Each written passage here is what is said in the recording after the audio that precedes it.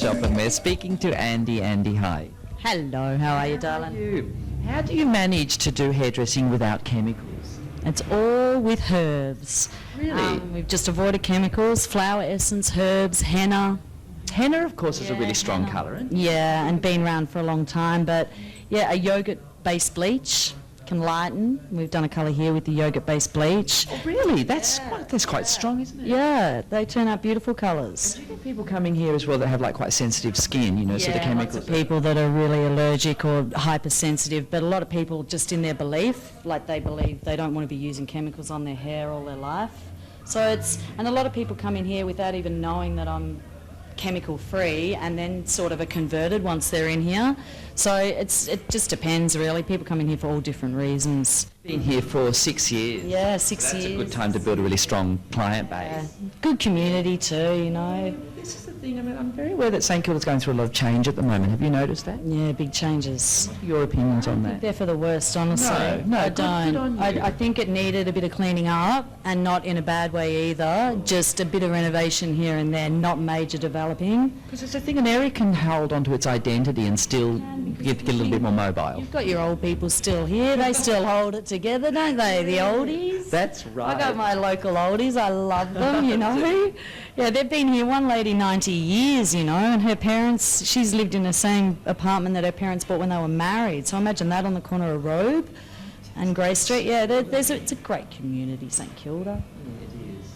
Well, you obviously know a lot about your trade here. Thank you so much for the chat. No problem, darling. Have a good afternoon. You and it looks fantastic, just in case you're wondering.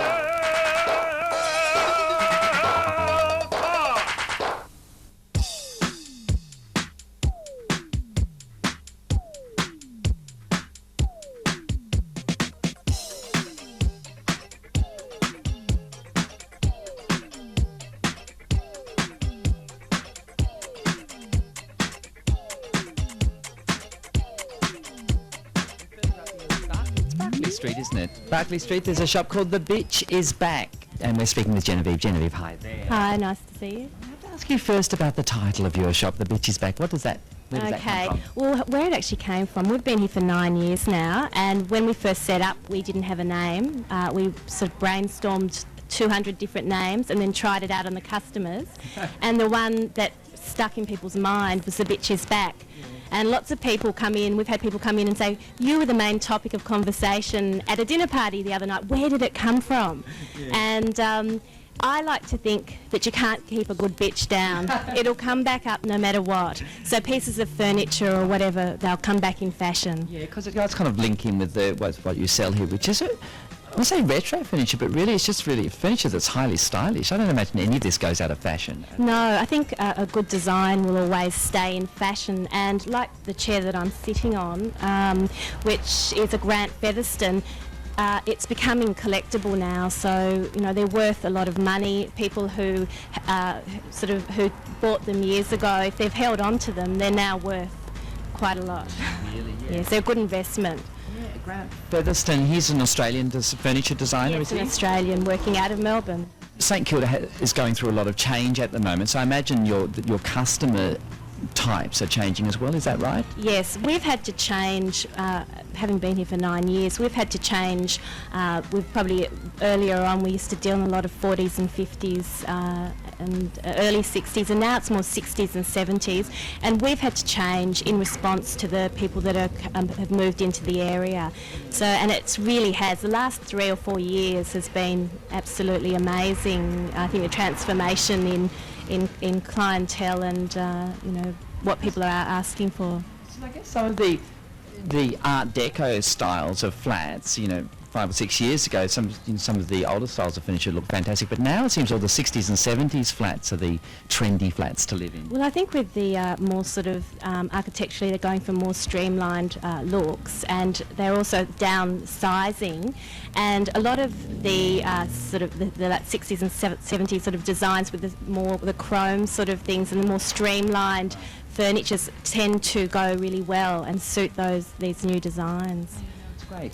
What's your favourite piece that you've come across in your shop? I love the chair that you're sitting in. I'm so pleased you said that, because I could just put this in my pocket and take it home. And this sideboard behind, which I don't know if you can see the whole lot, is actually, it's by the same designer, Kaye Sera, who's a local designer, and that's just beautiful. We had a couch that matched that, but somebody wanted that on its own, so... To sell it separately.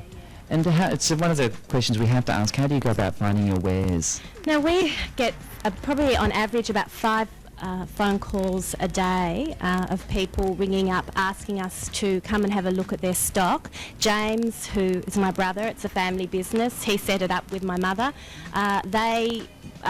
He basically is out 7 days a week. It's a continuous, an ongoing People job. phone up and offer and say, we've got something you might be interested in, come and have a look. Quite often, we also get sort of repeat people. They'll sort of bring things in. He'll go to their house and he'll say, look, give us a call if you'd like to sell that later on, and they do. So if anyone wants to sell any designer furniture of the 60s and 70s, ring James at the Bitches Back.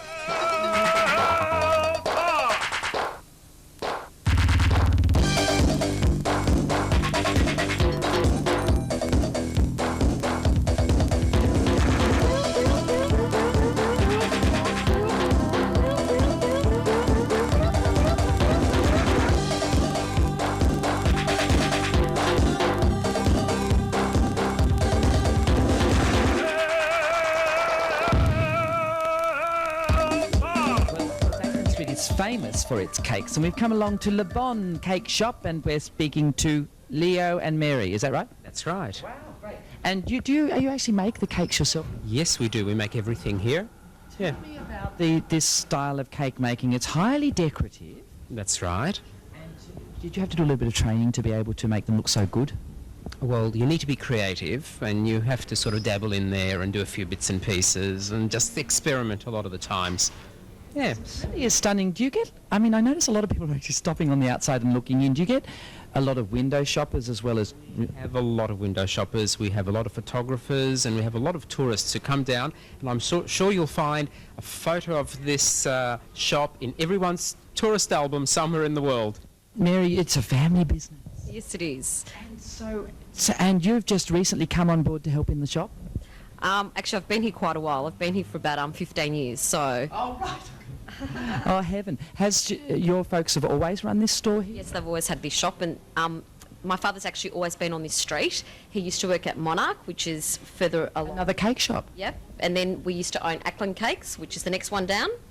And then we bought this one, so... Purebred Ackland Street, really? Yeah. My father's from Istanbul, and he came out to Australia, and they had a cake shop in Istanbul, and then he opened some shops down here. But you'll find that Ackland Street's very unique. There aren't many streets that sort of have this range of cake. This is world famous, in fact, isn't it? Yes, it is. What's your favourite cake? Actually, I really love the chocolate mud cake. That is my favourite.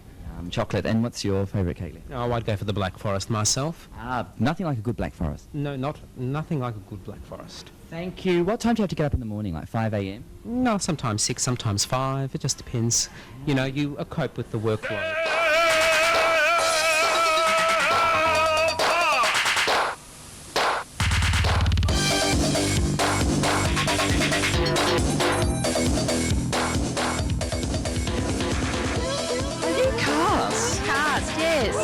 How are you performing this evening? Well, we're in the grand finale. We're the Melbourne Gay and Lesbian Chorus. What range do you sing in? I'm the alto. Alto, so that's the very kind of deeper, sexy. Yes, that's... Of course, you didn't even expect to be here this evening. No, I didn't, Giles. I simply came out for a scrummy lunch with a friend today. Do you know what number you're performing, the name, or...? We're just backing Sue-Ann Walker. So you just do la la la? Exactly, yeah. Well, I'm here for Kamal. Are you a fan of Kamal? Look, a huge fan. As of last week, but still a You know. huge fan. It doesn't take very long. And they insisted you come along. No, I offered to come along to help out. Yeah, to volunteer your services. Well, of course, darling. Because it is a fundraiser for the Victorian AIDS Council. Yes. Are you familiar with his music? Do you any favourite numbers? When a Child is Born or... Oh, look, I don't think you can go past the Dilmah Tea commercial myself. Is this the first time for you? Yes, and I'm really looking forward to it. And terribly exciting, of course, that one of the headline talents tonight is Kamal. Absolutely wonderful. How did you hear about this auspicious event? Well, of course, the Midsummer Guy. Do you have a connection with this theatre at all when it was cinema? I do. Yes. Fond memories of coming along? 7-year-old and the stars in the ceiling, it was lovely. Any other events on the agenda for you for Midsummer? All the party ones. Tell me about your shirt. I can't remember where that came from. Something Mum gave me, probably. What brings you along this evening? We came last year and had a good night, so decided to come back this year. Are you just a tad bitter about the Rainbow Awards? Rainbow Awards, I'm changing it to 7 Shades of Grey. As a patron of the arts, what's your general impression of a performance, lesbian and gay performance? Well, I think they're everywhere. Yes. Really? I mean, I went to the opening night of The Sun Also Sizzles last night, which was magnificent. Homosexuals as far as the eye could see. What are you talking about? There's so much more. I think Feels like his voice is so much bigger and he's holding it back. You know, occasionally it bursts forth and you think, my God, that's a huge voice.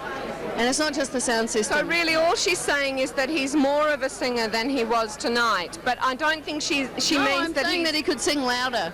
I started off trying to sing like Nat King Cole and singing very softly and crooning. And then a few years later, I was nearly expelled from this country, so I had to go to the conservatorium and pretend to study. So they taught me voice.